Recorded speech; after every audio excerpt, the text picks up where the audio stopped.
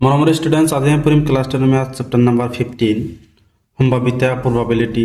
তো ষ্টুডেণ্ট সম্ভাৱিত বস্তুটো কি এইটো তোমালোকক আমি কৈ দিম, তোমালোকে লিখি ল'বা। সম্ভাৱিত বস্তুটো আছিল যে কোনো কাম হ'ব নে নহ'ব তাৰ আশা বা সম্ভাৱতাৰ পৰিমাণকেই সম্ভাৱিত বুলি কোৱা হয়। যেনেকুৱা ধৰি লোৱা যদি এখন মুদ্ৰা টছ কৰা হয়, মুদ্ৰাৰ পিঠি থাকে কিমান? দুটা থাকে। এটা হ'ল কি হেড আৰু আনটো হ'ল টেইল। ইয়াত মুঠ ঘটনা কিমানটা আছে? দুটা। আৰু টেইলৰ সম্ভাৱিত কিমান হ'ব পাৰে? 1/2 মানে দুটাৰ ভিতৰত এটা হ'ব পাৰে। আৰু হেডৰ সম্ভাৱিত কিমান হ'ব পাৰে? 1/2 মানে দুটাৰ ভিতৰত হেড কিমানটা আছে? এটাই আছে। এইটো আমি কি জানো? সম্ভাৱিতা। আৰু তোমালোকক ভালকৈ বুজাই দিম, তোমালোকক আমি বুজোৱাৰ কাৰণে আমি এইটো চেপ্টাৰৰ কি সাৰ অংশত যাম। চাবা তো ষ্টুডেণ্ট এইটো কি আমাৰ ইয়াত কেইটামান ফৰ্মুলা দি আছে, তোমালোকৰ মনত ৰাখিব লাগিব। তো ষ্টুডেণ্ট 1 নম্বৰত কি কৈ চাবা পৰীক্ষালব্ধ সম্ভাৱিতা আৰু তথ্যগত সম্ভাৱিতাৰ পাৰ্থক্য। 2 নম্বৰ কি কৈছে এটা ঘটনা ইৰ তথ্যগত গাণিতিক সম্ভাৱিতাক পি অফ ইৰে লিখা হয়। সম্ভাৱিতা ঘটিলে এইটো আমি কি বুজো? পি অফ ইৰে লিখা হয়। আৰু সংজ্ঞা হ'ল P of E is equal two ইৰ পক্ষে ঘটা ফলাফলৰ সংখ্যা ডিভাইড বাই পৰীক্ষাটোৰ সম্ভাৱ্য সকলো ফলাফলৰ সংখ্যা। যেনেকুৱা ধৰি লোৱা লুডুৰ গুটি টছ কৰিলে ইয়াত আমি যুগ্ম সংখ্যা কিমানটা পাম? 2 পাম, 4 পাম আৰু 6 পাম। কিমানটা পাইছে? 3টা। তেনেহ'লে ইয়াত কি হ'ব? 3টা। আৰু মুঠ ফলাফল কিমান? লুডুৰ গুটিত কিমানটা পিঠি আছে? আমি জানো 6টা। তলত হ'ব কিমান? মুঠ ফলাফল মানে 6টা হ'ব। আৰু ইয়াত কিমানটা পাম? 3টা সংখ্যা পাম। কি যুগ্ম সংখ্যা? 2, 4, 6। তেনেহ'লে 3 ডিভাইড বাই কি হ'ব? 6। এতিয়া আমি 1/2 লিখিব পাৰোঁ। এটি হ'ব কি? সম্ভাৱিতা। য'ত আমি ফলাফলবোৰ সমসক্ষ বুলি ক'ম। সমসক্ষ মানে কি? এইটো যুক্তিসংগত হয়। যেনেকুৱা ধৰি লোৱা এটা কেঁচুৱা জন্ম হ'ল, এইটো এটা ল'ৰা বা ছোৱালী হ'ব পাৰে। এইটো কি? সমসক্ষ হয়। এইটো কি? ল'ৰা হ'ব পাৰে বা ছোৱালী হ'ব পাৰে। আমি যদি কওঁ যে কালি বেলিটো পশ্চিম ফালৰ পৰা উঠিব, এইটো কেতিয়াও সমসক্ষ হ'ব নোৱাৰে, কাৰণ এইটো অসম্ভৱ ঘটনা। তাৰপিছত 3 নম্বৰটো কি কৈছে? নিশ্চিত ঘটনাৰ সম্ভাৱিতা কিমান জানো? আমি সদায় 1 জানো। এইটো তোমালোকে মনত ৰাখিবা। নিশ্চিত ঘটনা যেটি ঘটিব বা সম্ভাৱনা আছে সেইটো আমি কি জানো? 1। অসম্ভৱ ঘটনাৰ সম্ভাৱিতা 0। অলপ আগতে কৈছোঁ যে সূৰ্যটো পশ্চিম ফালৰ পৰা উদয় হ'ব, এইটো কি? অসম্ভৱ। ইয়াৰ সম্ভাৱিতা কিমান হ'ব? 0। তাৰপিছত 5 নম্বৰত কি কৰি চাবা এটা ঘটনা ইৰ সম্ভাৱিতা পি অফ ই এটা সংখ্যা যাতে এইটো ঘটনা কিমান হ'ব চাবা। এই পি অফ ইটো কি? এইটো হ'ল ঘটনা সম্ভাৱিতাৰ ঘটনা। এই ঘটনাটো কিমান হ'ব পাৰে? 0ৰ সমান বা 0তকৈ ডাঙৰ হ'ব পাৰে। আৰু পি অফ ইটো ঘটনাটো কি? 1 বা 1তকৈ সৰু হ'ব পাৰে। কেতিয়া 1তকৈ ডাঙৰ নহয় আৰু কেতিয়া 0তকৈ সৰু নহয়। মানে ঋণাত্মক সংখ্যা হ'ব নোৱাৰে আৰু অপৰিচিত সংখ্যা হ'ব নোৱাৰে। তোমালোকে লক্ষ্য কৰিবা যে সম্ভাৱিতাৰ যিবিলাক এনচাৰ ওলাব এই সকলোবোৰ এনচাৰ 0 আৰু 1ৰ ভিতৰত থাকিব বা 0ৰ সমান বা 1ৰ সমান থাকিব, কিন্তু 1তকৈ ডাঙৰ নহয় আৰু 0তকৈ সৰু কেতিয়াও নহয়। 6 নম্বৰত কি কৰি চাবা মাত্ৰ এটা ফলাফলযুক্ত ঘটনাক প্ৰাথমিক ঘটনা বোলে। এটা ফলাফল থাকিলে তাক আমি কি ঘটনা বুলি কওঁ? প্ৰাথমিক ঘটনা।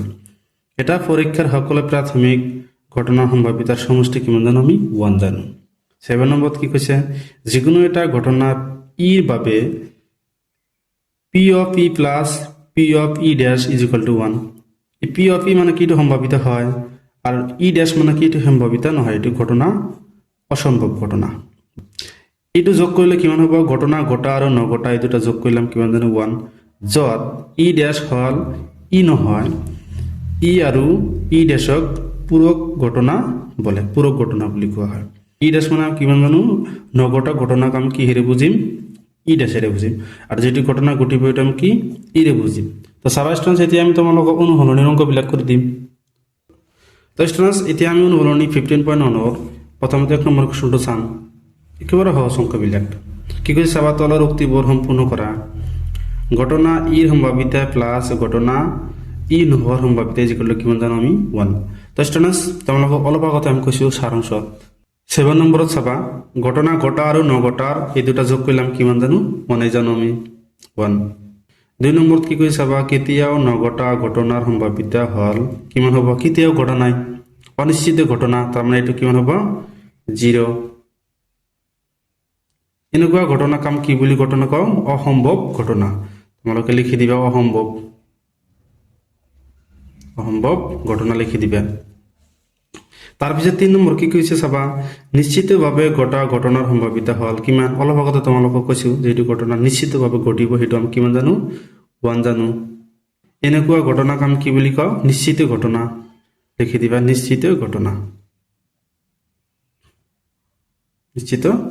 বলে 4 নম্বৰ কোৱেশ্যনত কি কৈছে চাবা এটা পৰীক্ষাৰ সকলো প্ৰাথমিক ঘটনাৰ সম্ভাৱিতাৰ সমষ্টি হল 1 এটা আমি তোমালোকক সাৰাংশত আমি বুজাই দিছো 6 চাবা সাৰাংশ 6 চাবা এটো কি 1 এ হ'ব আমি যে কি জানো যে প্ৰাথমিক ঘটনাৰ সম্ভাৱিতাৰ সমষ্টি আমি কিমান জানো 1 জানো তাৰপিছত 5 নম্বৰত কি কৈছে চাবা এটা ঘটনাৰ সম্ভাৱিতা ডেশতকৈ ডাঙৰ বা সমান আৰু ডেশতকৈ সৰু বা সমান তোমালোকক অলপ আগতে আমি কৈছো যে সম্ভাৱিতা 0 ৰ সমান বা 0 তকৈ ডাঙৰ আৰু 1 বা 1 তকৈ সৰু হ'ব সদায় কি হ'ব 0 বা সদায় কি হ'ব 0 তকৈ ডাঙৰ বা 0 ৰ সমান আৰু 1 তকৈ সৰু বা 1 ৰ সমান হ'ব সম্ভাৱিতাৰ সকলোবোৰ এনসাৰ এইটোৰ ভিতৰত থাকিব তেনেহলে এটা ঘটনাৰ সম্ভাৱিতা 0 তকৈ ডাঙৰ বা সমান আৰু 1 তকৈ সৰু বা সমান হ'ব এটো কি হ'ব 0 এটো কি হ'ব 1 তো স্টুডেন্টস এতিয়া আমি তোমালোকক 2 নম্বৰ কোৱেশ্যনটো সমাধান কৰি দিম 2 নম্বৰত কি কৈছে চাবা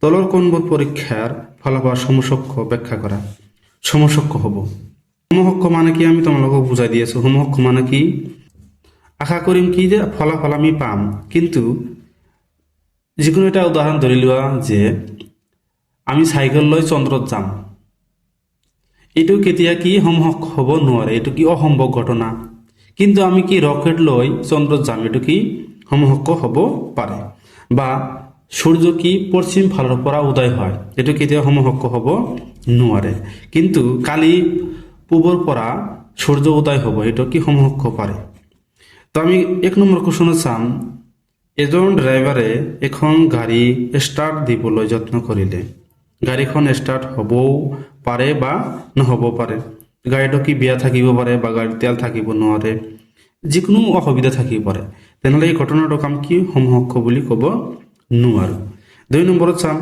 এজন খেলুৱৈয়ে এটা বাস্কেটবল ভৰাব বিচাৰিছে তেওঁ ভৰাব পাৰে বা নোৱাৰিব পাৰে তো এটা আমি কেনেকৈ সমসক্ষ বিচাৰ কৰিম আমি চাম যে খেলুৱৈজন কি স্মাৰ্ট নে খেলিব নাজানে ইয়াৰ ওপৰত নিৰ্ভৰ কৰিব তেনেহলে খেলুৱৈ যদি স্মাৰ্ট থাকে তেনেহলে বাস্কেটবলটো ভৰাব পাৰিব আৰু যদি সেই খেলুৱৈজন নতুন হয় তেনেহলে ভৰাব পাৰে নোৱাৰে তেনেহলে এটা আমি কি ক'ব পাৰো যে ই সমসক্ষ নহয় কোৱেশ্যন নম্বৰ 2 3 কি কৈ চাবা এটা প্ৰশ্নৰ উত্তৰ সত্য বা অসত্য বুলি দিয়াৰ চেষ্টা কৰা হৈছে উত্তৰটো শুদ্ধ বা অশুদ্ধ হ'ব পাৰে ঠিকই আছে এটা প্ৰশ্ন শুদ্ধ হ'ব পাৰে বা অশুদ্ধ হ'ব পাৰে যিকোনো এটা ফল পাব পাৰিম এটা তেনেহলে আমি কি ক'ব পাৰো সমসক্ষ হ'ব পাৰে বা এটো এই সমসক্ষ হয় তাৰপিছত 4 নম্বৰ কোৱেশ্যনত কি কৈ চাবা এটা কেঁচুৱা জন্ম হল এটো ল'ৰা বা ছোৱালী হ'ব পাৰে এটো কি সমসক্ষ হ'ব জন্ম হলে কি ল'ৰা বা ছোৱালী দুটাৰ এটাই হ'ব